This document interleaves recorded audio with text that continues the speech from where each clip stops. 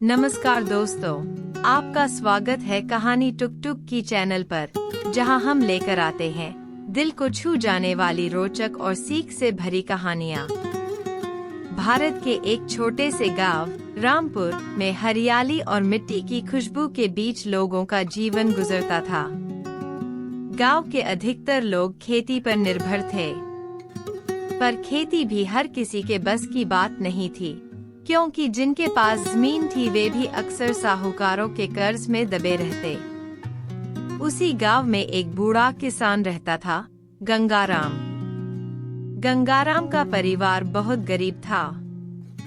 उसके पास बस आधा एकड़ जमीन थी, जिस पर वह साल में 2 बार खेती करने की कोशिश करता। परंतु बरसात कभी समय पर होती, कभी सूखा पड़ जाता। इस कारण उसकी खेती से बमुश्किल ही अनाज निकल पाता था। उसका परिवार 5 लोगों का था, पत्नी पार्वती, बड़ा बेटा रामू, बेटी गोपी और छोटा बेटा भीम।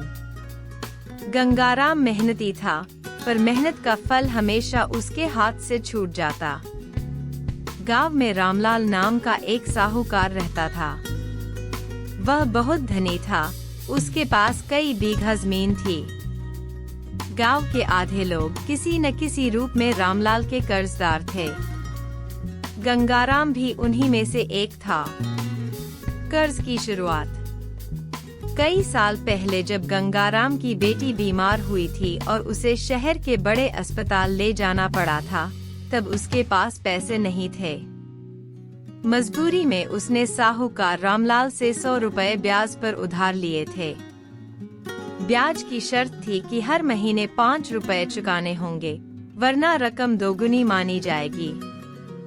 गंगाराम अनपढ़ था, उसे हिसाब किताब का ज्ञान नहीं था। उसने सोचा था कि जैसे तैसे थोड़े थोड़े करके पैसा लौटा देगा, लेकिन ब्याज की आग इतनी तेज थी कि उसकी पूरी जिंदगी उसमें जलने लगी। 100 रुपए का कर्ज धीरे धीरे बढ़ते बढ़ते हजारों में पहुंच गया। साहूकार का खेल। रामलाल साहूकार गांव में अपनी बड़ी बड़ी मूंछें ताने चलता था। लोग उससे डरते भी थे और दबे स्वर में उसकी आलोचना भी करते। जब कोई गरीब उसके दरवाजे जाता, वह मीठे बोलों से कर्ज देता, लेकिन पीछे से उसकी जिंदगी को जकड़ लेता। गंगाराम की हालत भी यही थी। हर फसल के मौसम में जब गंगाराम अनाज काटता, तो सबसे पहले साहूकार के घर बोरियां पहुंचानी पड़ती। उसके अपने घर के लिए मुश्किल से 2-3 बोरी अनाज बचता। साल दर साल यही सिलसिला चलता रहा। गरीबी की मार। गंगाराम की पत्नी पार्वती अक्सर भूखी रहकर बच्चों को खिलाती। कभी आटा खत्म हो जाता तो कभी तेल। कपड़े इतने पुराने हो गए थे कि जगह जगह से फट चुके थे। बरसात में छत टपकती, पर मरम्मत के लिए पैसे नहीं थे। बच्चे स्कूल जाते, लेकिन अधपेट होने की वजह से अक्सर बीमार रहते। बड़ा बेटा रामू चाहता था कि पढ़ लिख कर कुछ बने, पर कई बार फीस न भर पाने के कारण मास्टर जी ने उसे डांट दिया। एक दिन उसने अपने पिता से कहा, बाबा, अगर मैं पढ़ाई छोड़ दूं और खेत में आपका हाथ बंटाऊं तो कैसा रहेगा? गंगाराम की आंखों में आंसू आ गए। वह जानता था कि उसका बेटा पढ़ाई करेगा तभी इस गरीबी की जंजीर टूटेगी। उसने कांपते स्वर में कहा, नहीं बेटा, तू पढ़ाई करेगा। मैं भूखा रह लूंगा, पर तुझे किताब जरूर दिलाऊंगा। साहूकार की चालाकी। एक बार गांव में भयंकर सूखा पड़ा। कुएं सूख गए, फसल बर्बाद हो गई।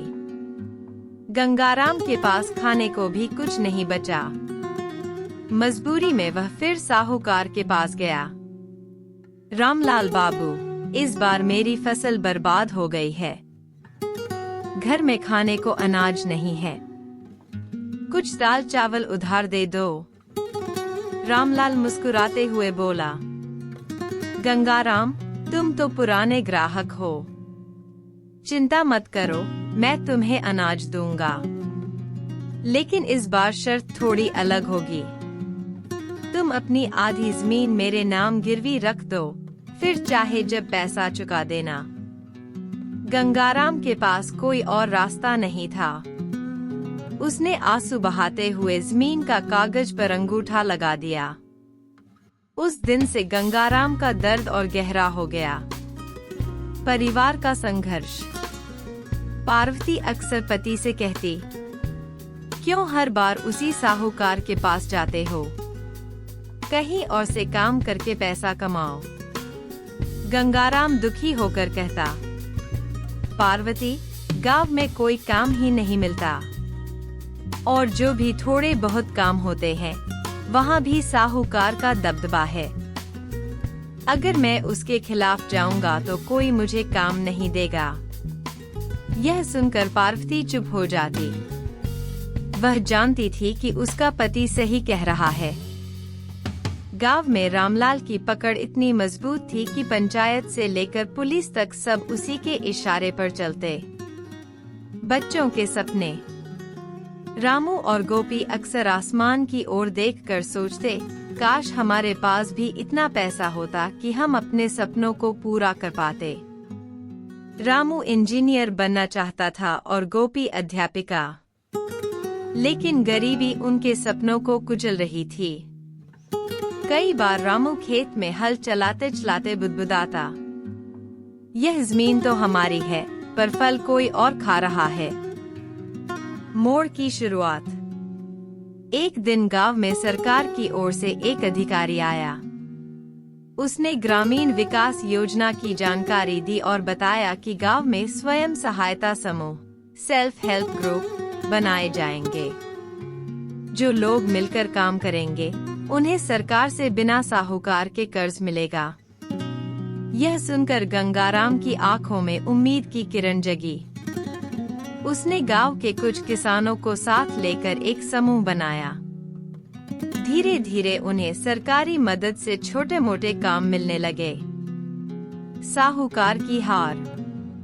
रामलाल को जब यह खबर मिली कि लोग अब उसके पास कम आने लगे हैं, तो उसका घमंड टूटने लगा।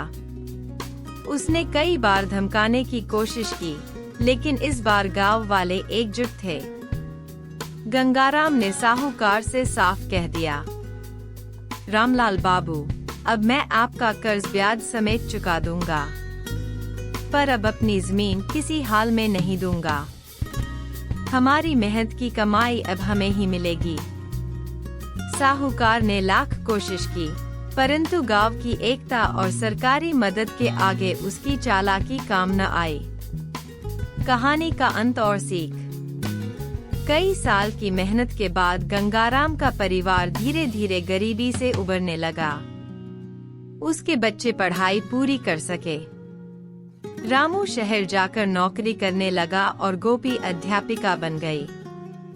गांव वालों ने भी समझ लिया कि साहूकार के जाल में फंसना सबसे बड़ी भूल है। अगर लोग मिलकर एक दूसरे का साथ दें, तो कोई भी साहूकार उनकी मेहनत लूट नहीं सकता।